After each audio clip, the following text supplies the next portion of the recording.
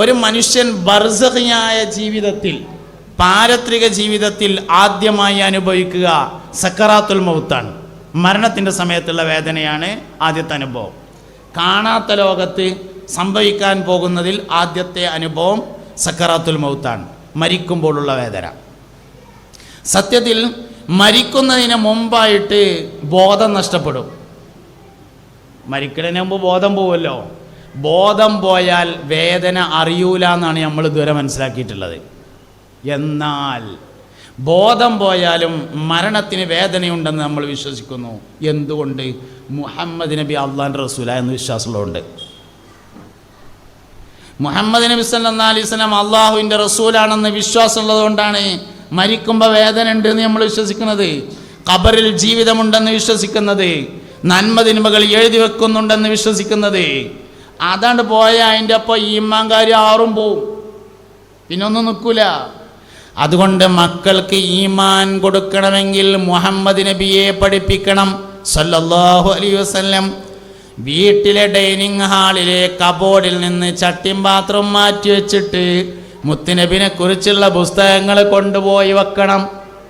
കുറേ ചട്ടിയും പാത്രം ഉണ്ടാവും അവിടെ. അപ്പോൾ നാട്ടുകാരെ കാണിച്ചിട്ട് എന്താ കാര്യം? ഒരു കാര്യമില്ലല്ലോ. ഡൈനിങ് ഹാളിലെ കബോർഡിൽ കുറേ ചട്ടി, അത് അടുക്കളയിലാണ് അതിൻ്റെ സ്ഥലം. ഡൈനിങ് ഹാളിലെ കബോർഡിൽ അല്ലെങ്കിൽ സിറ്റ് ഔട്ടിലെ കബോർഡിൽ ആര് വന്നാലും വെറുതെ ഇരിക്കാൻ പാടില്ല. വെറുതെ ഇരിക്കുമ്പോൾ എടുത്തു നോക്കാൻ പറ്റുന്ന ബുക്ക് വേണം. കയറി വന്നാൽ നമ്മുടെ സംസ്കാരം നമ്മുടെ വീടറിയിക്കണം. എന്താ നമ്മളെ സംസ്കാരം? ചട്ടിയും പാത്രത്തിൻ്റെ സംസ്കാരമാണെങ്കിൽ അത് വെച്ചോളി. ഇൽമിൻ്റെ സംസ്കാരമാണെങ്കിൽ ഇൽമിൻ്റെ സാധനങ്ങൾ കയറി വരുന്നിടത്ത് വേണം. അതുകൊണ്ട് ആൾക്കാർ വന്ന് വെറുതെ ഇരിക്കുന്ന സ്ഥലത്ത് ഓല് വെറുതെ ഇരിക്കാൻ പാടില്ല.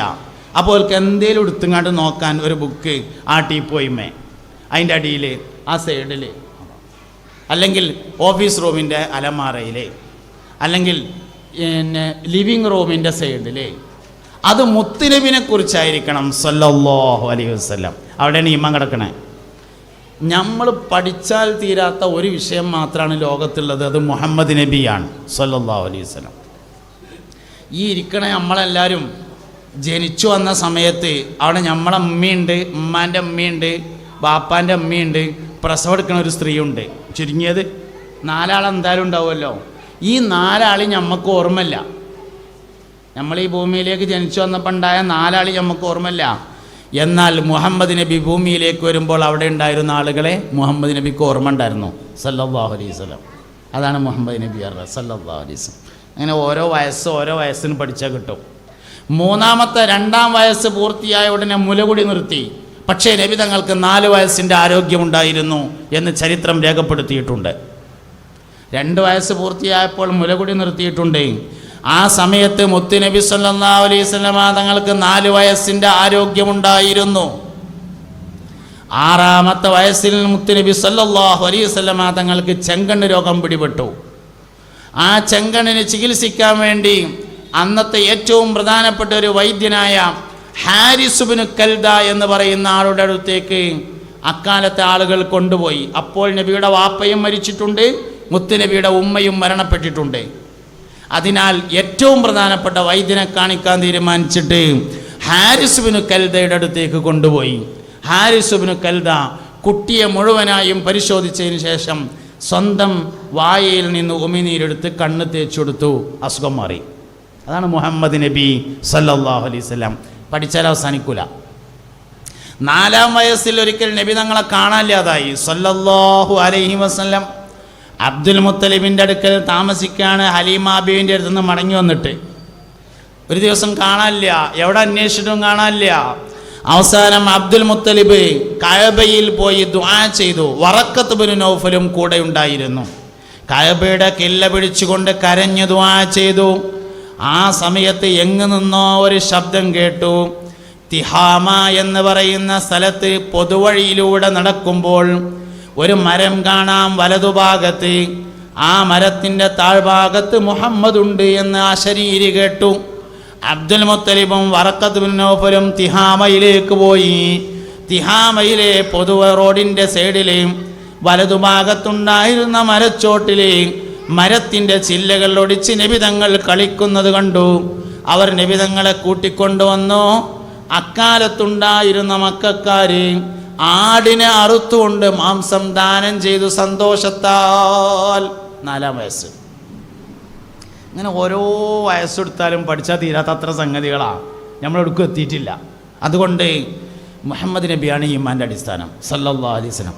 അത് വാപ്പാക്ക് എത്ര ബോധ്യപ്പെട്ടിട്ടുണ്ട് അതിനനുസരിച്ച് മക്കൾക്കും ബോധ്യപ്പെടും, ഉമ്മാക്ക് എത്ര ബോധ്യപ്പെട്ടിട്ടുണ്ട് അതിനനുസരിച്ച് ഉമ്മാക്കും ബോധ്യപ്പെടും. തന്നെ ഒരാൾക്ക് 3 മക്കളുണ്ടാവുകയും അതിൽ ആർക്കും മുഹമ്മദ് എന്ന് പേരിടാതിരിക്കുകയും ചെയ്താൽ അവൻ എന്നെ കാണാൻ ശ്രമിക്കരുത് എന്ന് വാരിതായിട്ടുണ്ട്. ഒരാൾക്ക് 3 ആൺകുട്ടികളുണ്ടായി, ഒരാൾക്കും മുഹമ്മദ് എന്ന് പേരിട്ടിട്ടില്ലെങ്കിൽ നാളെ മഹ്ശറിൽ അവൻ എന്നെ കാണാൻ ശ്രമിക്കരുത്. ഭക്ഷണം കഴിക്കാനിരിക്കുന്ന തളികയിൽ ഒരാളുടെ പേര് മുഹമ്മദ് എന്നാണെങ്കിൽ ആ ഭക്ഷണ തളികയിൽ നിന്ന് ഭക്ഷണം കഴിക്കുന്ന എല്ലാവർക്കും ബറക്കത്തുണ്ടാകുമെന്ന് അഷ്റഫുൽ ഹൽഖ് ഹബീബുന റസൂലുള്ളാഹി സല്ലല്ലാഹു അലൈഹി വസല്ലം പറഞ്ഞിട്ടുണ്ട്. അതുകൊണ്ട് ഈമാൻ്റെ അടിസ്ഥാനം മുഹമ്മദ് നബിയാണ് സല്ലല്ലാഹു അലൈഹി വസല്ലം. അത് എത്രത്തോളം നമ്മളെ ജീവിതത്തിൽ വന്നിട്ടുണ്ട് എന്നുള്ളത് നോക്കണം. പെരപ്പണി കഴിഞ്ഞിട്ട്, വീട് പണി കഴിഞ്ഞിട്ട്, കുടിയിരിക്കൽ തീരുമാനിച്ചിട്ട്, കുടിയിരിക്കലിൻ്റെ മുന്നേ അങ്ങാടി പോയിട്ട് 350 ഉറുപ്പ്യ കൊടുത്തിട്ട് നല്ല റോസാപ്പൂവിൻ്റെ ചെടി 3 കൊടുത്തിട്ട് അതിങ്ങനെ കുഴിച്ചിടുമ്പോൾ മൂത്ത മോൻ വന്നിട്ട് ചോദിച്ചു, വാപ്പാ കുടിയിരിക്കലിന് വരുമ്പോൾ എല്ലാവരും ചവിട്ടി കേടെടുത്തൂലേ, കുടിയിരിക്കൽ കഴിഞ്ഞിട്ട് പോരേന്ന് ചോദിച്ചപ്പോൾ വാപ്പ പറഞ്ഞു, മോനെ കുടിയിരിക്കണതിൻ്റെ മുമ്പ് 3 റോസാക്കൊമ്പ് ഇവിടെ നിന്നോട്ടെ, മുത്തുനബിയുടെ ശരീരത്തിന് റോസാപ്പൂവിൻ്റെ മണമാണ് ഉണ്ടായിരുന്നതെന്ന് ഇമാം തുർമുദി റളിയല്ലാഹു അൻഹു റിപ്പോർട്ട് ചെയ്തിട്ടുണ്ട് എന്ന് പറയാൻ പറ്റിയാൽ അതാണ് മുഹമ്മദ് നബിയുമായിട്ടുള്ള ബന്ധം. അത് നമ്മളെല്ലാ ജീവിതത്തിലും കാണണം. അപ്പോൾ മക്കളുടെ ഈമാൻ ഉറച്ചിക്കും. ഈമാൻ ഉറപ്പിക്കാൻ ഒറ്റ വഴി മാത്രമേ ഉള്ളൂ, മുഹമ്മദ് നബിയോടുള്ള താല്പര്യം സല്ലല്ലാഹു അലൈഹി വസല്ലം. രണ്ടാമത് മക്കൾക്ക് കൊടുക്കേണ്ട സംരക്ഷണം ഇൽമിൻ്റെ സംരക്ഷണമാണ്. വിവരം സംരക്ഷിക്കപ്പെടണം. വിവരം ഉണ്ടായാൽ പോരാ, വിവരം സംരക്ഷിക്കപ്പെടണം. കേടരിനെ മുഴുവൻ ആൾക്കാരും പരിശോധിച്ചോളി, വിവരമുള്ള ഒരാളോ പത്രം എടുത്തിട്ടിങ്ങനെ നോക്കിയാൽ മതി. കുരുത്തക്കേട് കാട്ടുന്നതൊക്കെ ആരാണ്? വിവരമില്ലാത്തവരല്ല, ഒക്കെ വിവരമുള്ളവരാ. എന്താ കാരണം? വിവരം സംരക്ഷിക്കപ്പെട്ടില്ല എന്നതാണ് കാരണം. എപ്പോഴാണ് ഇൽമ് സംരക്ഷിക്കപ്പെടാതിരിക്കുന്നത്? ഭൗതികമായ വിജ്ഞാനം വളരുന്നതിനനുസരിച്ച് ആത്മീയമായ വിജ്ഞാനത്തിന് വളർച്ച ഉണ്ടായില്ലെങ്കിൽ ഇൽമ് സംരക്ഷിക്കപ്പെടുകയില്ല. ഞാനീ പറയണത് സുഹൃത്തുക്കളെ, ഹബീബിങ്ങളെ നിങ്ങൾ മനസ്സിലാക്കണം കേട്ടോ. ഭൗതികമായ വിജ്ഞാനം വളരുന്നതിനനുസരിച്ച് ആത്മീയ വിജ്ഞാനത്തിന് വളർച്ച ഉണ്ടായില്ലെങ്കിൽ ഇൽമ് സംരക്ഷിക്കപ്പെടുകയില്ല. ഭൗതിക വിജ്ഞാനം കൂടി MBA കഴിഞ്ഞു, ആത്മീയ വിജ്ഞാനം 5ാം ക്ലാസ്സിലെ സർട്ടിഫിക്കറ്റ് ചോരുമ്പോൾ തൂങ്ങാണ് ഇപ്പോഴും. വെള്ളിയാഴ്ചത്തെ പള്ളിക്കത്തെ ഒരു വായതും കൂടിയും കേൾക്കൂല, ഇൽമ് സംരക്ഷിക്കപ്പെടില്ല. നിങ്ങൾക്ക് മനസ്സിലാവണുണ്ടോ? ഇന്ന് പഠിക്കാൻ വഴിയില്ലെന്ന് പറയാൻ പറ്റൂല. മൊബൈലില്ലാത്തൊരു മനുഷ്യനും ഇല്ലല്ലോ. മൊബൈലുണ്ടല്ലോ വഴി, വേറെ ഒന്നും വേണ്ടല്ലോ. മൊബൈലില്ലാത്ത ആരുമില്ല. പഠിക്കണമെന്ന് വിചാരിച്ചാൽ വഴി മൊബൈലിലുണ്ട്. അതിനകത്തൊന്നും പഠിക്കാൻ മാത്രം ഇല്ല എന്ന് തോന്നിയതാണ് നമുക്ക്. ഭൗതിക വിജ്ഞാനം എത്ര പുരോഗമിച്ചാലും ഒരു കുഴപ്പമില്ല. പക്ഷെ അതിനനുസരിച്ച് ആത്മീയ വിജ്ഞാനം ഇങ്ങനെ പുരോഗതി പ്രാപിച്ചു കൊണ്ടിരിക്കണം. അല്ലെങ്കിൽ ഇൽമ് സംരക്ഷിക്കപ്പെടാതെ പോകും. കാരണം വിവരം ഇല്ലാത്തവൻ്റെ സംശയവും വിവരം ഉള്ളവൻ്റെ സംശയവും ഒരുപോലെ ആയിരിക്കൂല, വ്യത്യാസം ഉണ്ടാവും. ഇന്നലെ മിഞ്ഞാന്ന് എന്നോട് വാട്സപ്പിൽ ഒരാൾ ചോദിച്ചു, സുർക്ക കൂട്ടിയാലേ മൂത്രക്കടച്ചിലുണ്ടാവും, പെണ്ണുങ്ങൾക്ക് അസ്ഥി ഉരുക്കം, വെള്ളപോക്ക് എന്ന് പറഞ്ഞാൽ വയറ് കാളിച്ചെന്ന് പറഞ്ഞ അസുഖം ഉണ്ടാവും സുർക്ക കൂട്ടിയാൽ. നബി സല്ലല്ലാഹു അലൈഹി വസല്ലമ തങ്ങളാണെങ്കിൽ സുർക്ക നല്ല കൂട്ടാനാണ് എന്ന് പറയുകയും ചെയ്തിട്ടുണ്ട്. പരസ്പര എതിരായില്ലേ എന്നാണ് ചോദ്യം. നല്ല ചോദ്യമാണ്. ആർക്കേ ഈ ചോദ്യം വരുള്ളൂ? സുർക്ക കൂട്ടിയാൽ പെണ്ണുങ്ങൾക്ക് വയറ് കാളിച്ചുണ്ടാവുമെന്ന് പഠിച്ചോനെ ഈ ചോദ്യം വരുള്ളൂ, അല്ലാത്തതിന് വരൂല. ഭൗതിക വിജ്ഞാനം കൂടുന്നതിനനുസരിച്ചുള്ള ചോദ്യവും ഭൗതിക വിജ്ഞാനം കുറയുന്നതിനനുസരിച്ചുള്ള ചോദ്യവും വ്യത്യാസം ഉണ്ടാവും. അതുകൊണ്ട് ഭൗതിക വിജ്ഞാനം കൂടുന്നതിനനുസരിച്ച് ആത്മീയ വിജ്ഞാനം കൂടണം. പറഞ്ഞതുകൊണ്ട് മറുപടി പറയാമെന്നുള്ളൂ. സുർക്ക കൂട്ടുന്നത് പഠിപ്പിക്കൽ ഇപ്പോഴത്തെ ഉദ്ദേശമല്ല. എന്നാലും ഒരു ഇഷ്കാൽ ഉണ്ടാക്കിയിട്ടാൽ പിന്നെ മറുപടി പറയണമല്ലോ, അതുകൊണ്ട് പറയാമെന്നേ ഉള്ളൂ. ഇവിടുത്തെ ഉദ്ദേശം അതല്ല. ഉദ്ദേശം ഭൗതിക വിജ്ഞാനം വളരുന്നതിനനുസരിച്ച് ആത്മീയത വളരണം. ചെറുങ്ങനെ മതി, വലിയ വലുപ്പമൊന്നും വേണമെന്നില്ല, ചെറുങ്ങനെ മതി. ഇന്നത്തെ സമൂഹത്തിന് നഷ്ടപ്പെട്ടു പോയ പ്രധാനപ്പെട്ട ഒരു സാധനമാണ് ഇൻ്റെ ഉസ്താദ് എന്ന കാഴ്ചപ്പാടില്ല. ഇൻ്റെ ഉസ്താദ് എന്ന് പറഞ്ഞ ആളില്ല, അതൊരു വലിയ പ്രശ്നമാണല്ലോ. ഒരു ഇൻ്റെ ഉസ്താദ് പഴയ ആൾക്കാർക്കുണ്ടാവും. അപ്പം എനിക്ക് നല്ല പ്രായം ചെന്ന് മരണപ്പെട്ട ഒരു കുഞ്ഞാലനാജി എന്ന് പറഞ്ഞ ഒരാളെ പരിചയമുണ്ട്.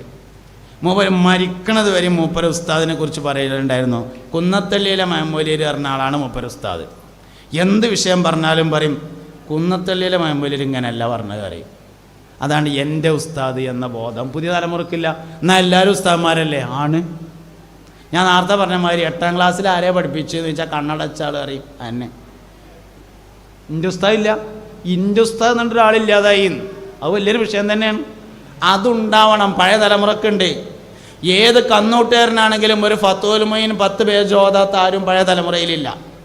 ഓൽക്കൊരു ഇൻ്റെ ഉസ്താദും ഉണ്ടാവും. ഏത് തെങ്ങമ്മക്കാരൻ ആളാണെങ്കിലും റിയാദുസ്സാലിയിൽ കുറച്ച് ഹദീസ് ഓതാത്ത ആരും ഉണ്ടാവില്ല. ഇന്ന് അങ്ങനെയല്ല. ഇന്ന് 2 സർട്ടിഫിക്കറ്റ് ഉണ്ട്, ഒരു 5ലെ സർട്ടിഫിക്കറ്റും ഒരു 7ലെ സർട്ടിഫിക്കറ്റും. മയ്യത്ത് നിസ്കാരത്തിന് 4ാമത്തെ തക്ബീർ ഉണ്ടെങ്കിൽ എന്താണെന്ന് ഓർമ്മയില്ല എന്ന് മാത്രം. പഴയ തലമുറക്ക് ആ പ്രശ്നമില്ല. എന്താ കാരണം? ഇൻ്റെ ഉസ്താദ് ഉണ്ട്, തെറ്റിയ പോയി ചോദിക്കാൻ പറ്റും. യാസീൻ ഓതുമ്പോൾ കാണാം പൊട്ടി തിരിച്ചമാതിരി തുടങ്ങിയോട് തന്നെ ഇൻ്റെ ഉസ്താദ് ഉണ്ടെങ്കിൽ ചെവിക്കിന് പിടിച്ച് തിരുമ്പും. അതില്ല, അതന്നെ പ്രശ്നം. യാസീൻ ഓതാൻ കഴിയൂല, മൊബൈലില്ലെങ്കിൽ കാണായിരുന്നു യാസീൻ. തീർന്നിട്ടൂല. അതന്നെ യാസീനോട് തീരണ്ടേ. കുറച്ചനെ കഴിഞ്ഞാൽ കാണാൻ ആയത്തുൽ അറുദുൽ മൈത്തത്തു കണ്ടെന്നെ. പിന്നെ ദേശമൊക്കെ ഒന്നാണ്ട് ജീവൻ വെച്ച് ഇങ്ങനെ പോകുമ്പോൾ കാണാൻ ആയത്തുൽ അറുദുൽ മൈത്തത്തു ഇങ്ങോട്ടന്നെ. ഇൻഡുസ്താദ് ഉണ്ടെങ്കിലോ ചെവിയുടെ കുന്നിക്കിന് പിടിക്കും. അതന്നെ, ആ സാധനമില്ല. അപ്പം അതുകൊണ്ട് ഭൗതിക വിജ്ഞാനം എത്ര വളർന്നാലും ഒരു കുഴപ്പമില്ല, വളരെ നല്ലതാണ്. ഭൗതിക വിജ്ഞാനം വളരുന്നതിനനുസരിച്ചുള്ള സംശയങ്ങൾ വ്യത്യാസം ഉണ്ടാവും. ആ സംശയങ്ങൾ അപ്പോൾ തീർക്കാൻ പറ്റിയ ആളുണ്ടായിരിക്കണം. അതാണ് ഇൽമിൻ്റെ സംരക്ഷണം എന്ന് പറഞ്ഞത്. പറഞ്ഞതിൻ്റെ മറുപടി പറയാം. പറഞ്ഞതിൻ്റെ മറുപടി പറഞ്ഞാൽ പിന്നെ ആദ്യം നമ്മൾ എന്തുവാണെന്ന് വെച്ചാൽ ഏത് ഹദീസിൽ സംശയം ഉണ്ടായാലും, ഇതൊരു പൊതുവായ തത്വമാണ്. ഏത് ഹദീസിൽ സംശയം ഉണ്ടായാലും മറ്റെവിടേക്കും പോകുന്നതിന് മുമ്പ് ആ ഹദീസ് ഏതാണെന്ന് തന്നെ പരിശോധിക്കണം. ഫസ്റ്റ് അതാ വേണ്ടത്. എന്നിട്ടാണ് തത്തുല്യമായ ഹദീസുകളും അതിനെക്കുറിച്ച് അയിമ്മത്തുകൾ പറഞ്ഞ അഭിപ്രായങ്ങളും അങ്ങനെ പോകേണ്ടത്. ഈ ഹദീസ് ഏതാണെന്ന് ആദ്യം പരിശോധിക്കുക.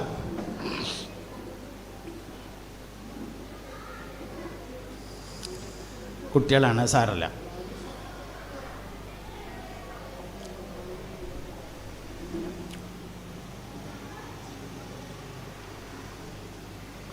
ഈ ഹദീസ് ആദ്യം പരിശോധിക്കുക. ഇതെന്താ സംഭവിച്ചാൽ വളരെ സ്വഹീഹ ഹദീസാണ്.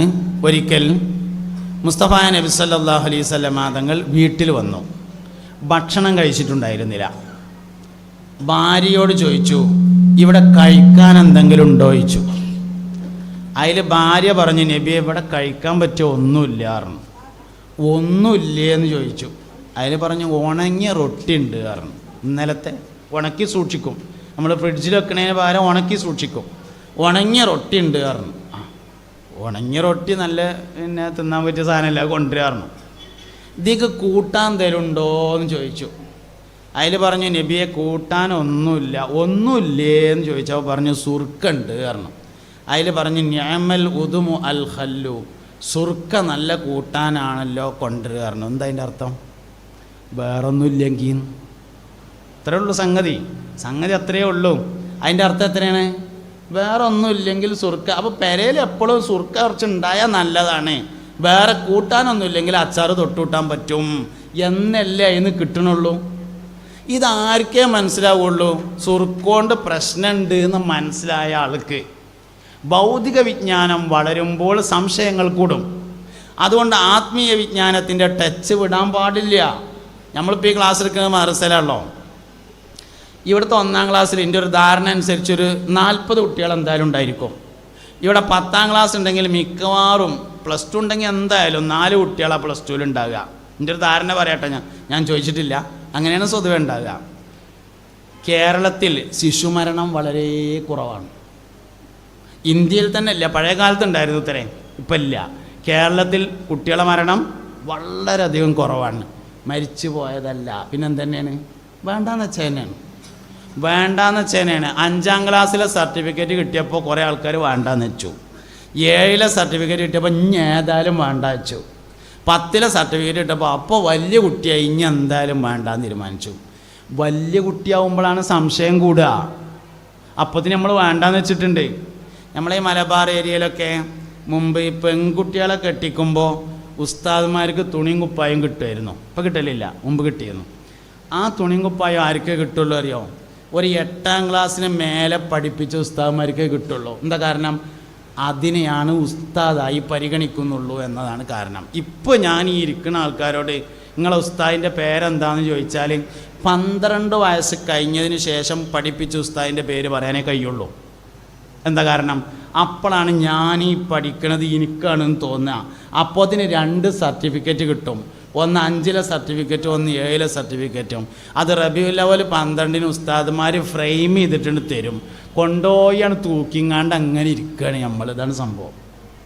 ഇൽമ് സംരക്ഷിക്കപ്പെടണമെങ്കിൽ ഭൗതിക വിജ്ഞാനം വളരുന്നതിനനുസരിച്ച് ആത്മീയ വിജ്ഞാനം വളരണം.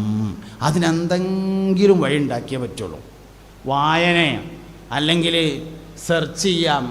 ഇന്ന് ഓൺലൈനിൽ ചെയ്യാൻ പറ്റിയ ഒരുപാട് കോഴ്സുകളുണ്ട്. അങ്ങനെ എന്തെങ്കിലും ചെയ്യാം. എന്തായാലും പഠനം നിർത്തിയ കുഴപ്പമൊന്നുമില്ല. 3ാം ക്ലാസ് മദ്രസയിൽ പോയി, 3ാം ക്ലാസ് സ്കൂളിലും പോയി.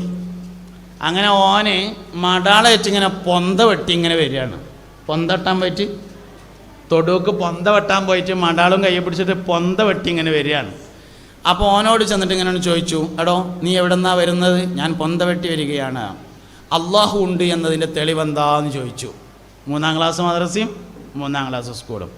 ഓൻ്റെ അടുത്തുള്ള ആ മടാൾ ഇങ്ങോട്ട് നേരെ പിടിച്ചിട്ട് ദേശം അടുത്തേക്ക് പോവാ, തെളിവ് ഞാനൊക്കെ ഇപ്പോൾ പറഞ്ഞുതരാൻ അറിയും. ഓൻ്റെ ഈമാൻ പോവില്ല.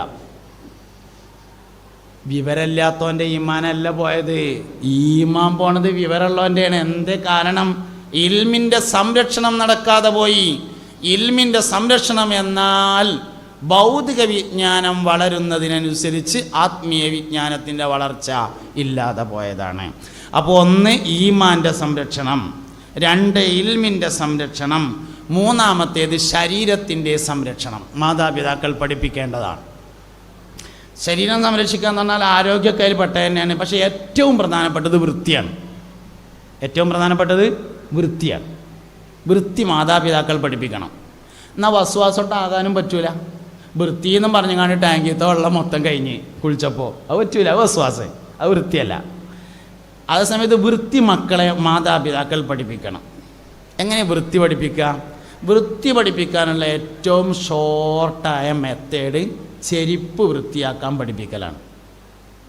ചെരിപ്പ് വൃത്തിയുണ്ടെങ്കിൽ കാല് വൃത്തി ഉണ്ടായിരിക്കും, കാല് വൃത്തിയുണ്ടെങ്കിൽ ശരീരം വൃത്തി ഉണ്ടായിരിക്കും. ചെരിപ്പ് വൃത്തിയാക്കാൻ വേണ്ടി പഠിപ്പിക്കലാണ് ഏറ്റവും ഷോർട്ടായ വഴി. അപ്പോൾ ശരീരത്തിൻ്റെ സംരക്ഷണങ്ങളിൽ ഏറ്റവും പ്രധാനപ്പെട്ടത് വൃത്തിയാക്കാൻ പഠിപ്പിക്കുക എന്നതാണ്. ഇപ്പോൾ ആരും താഴത്തേക്ക് നോക്കണ്ട, എൻ്റെ മുഖത്ത് നോക്കിയാൽ മതി. ഇപ്പോൾ താഴത്തേക്ക് പോയിട്ട് എനിക്ക് ഇവിടുന്ന് പോകണ്ടേ, അത് കഴിഞ്ഞിട്ട് ഇപ്പം എല്ലാവരും എൻ്റെ മുഖത്ത് നോക്കിയാൽ മതി. നിങ്ങൾ നോക്കണം, പിന്നെ ഇപ്പോൾ നോക്കണ്ട, അവനെൻ്റെതെങ്കിലും നോക്കണം. ഇപ്പോൾ നോക്കണ്ട, പിന്നെ നോക്കിയാൽ മതി. സംഭവം ശരിയാണ്. ചെരുപ്പ് എപ്പോഴും വൃത്തി ഉണ്ടായിരിക്കണം. ചെരുപ്പ് വൃത്തി ഉണ്ടെങ്കിലേ ശരീരം വൃത്തി ഉണ്ടാവുള്ളൂ. ശരീരം വൃത്തിയാവുന്നതിന് ഏറ്റവും അപ്പം മക്കളിത് പഠിപ്പിക്കും, മക്കളെ പഠിപ്പിക്കണം. വൃത്തി പഠിപ്പിക്കുക എന്ന് പറഞ്ഞാൽ ചെരുപ്പ് വൃത്തിയാക്കി പഠിപ്പിക്കണം. നല്ല വൃത്തിയുള്ള തേച്ച് കഴുകിയ ചെരുപ്പ് ഇട്ടിട്ട് അങ്ങനെ പഠിപ്പിക്കണം. എന്നാൽ ശരീരം മൊത്തം അതാണ് വൃത്തി. അപ്പോൾ ശരീരത്തിൻ്റെ സംരക്ഷണങ്ങളിൽ ഏറ്റവും പ്രധാനപ്പെട്ടത് അതാണ്.